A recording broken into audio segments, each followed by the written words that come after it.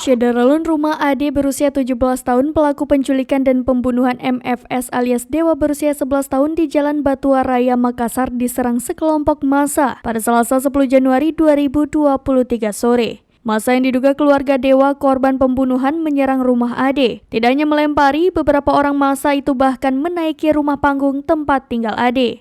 Dinding rumah panggung itu pun diturunkan lalu dirusak massa. Polisi yang berjaga-jaga sejak siang seolah tidak dapat membendung aksi massa yang berjumlah ratusan orang. Setelah merusak rumah AD, sekelompok massa tersebut dikabarkan melanjutkan perjalanan ke rumah FS di ujung Bori Bitoa, Kecamatan Manggala. Kapolres Tabes Makassar Kombes Pol Budi Haryanto yang ditemui sebelumnya mengaku telah menempatkan personil untuk mengantisipasi aksi balasan itu. Terlebih, keluarga pelaku kata Budi masih berada di rumah masing-masing. Sebelumnya diberitakan seorang bocah 11 tahun di kota Makassar, Sulawesi Selatan diduga menjadi korban penculikan dan ditemukan tewas. Sang bocah yang masih duduk di bangku kelas 5 sekolah dasar itu diketahui bernama Dewa. Tinggal bersama orang tuanya di Jalan Batua Raya 7, Kecamatan Panakukang, Makassar. Mayatnya ditemukan di kawasan Waduk Nipa-Nipa, Kecamatan Monconglo, Kabupaten Maros pada Senin malam. Mayatnya ditemukan dalam kondisi terbungkus kantong plastik dengan kaki terikat. Mayat kini telah dibawa tim Dokpol Bidokes Polda Sulsel ke RS Bayangkara.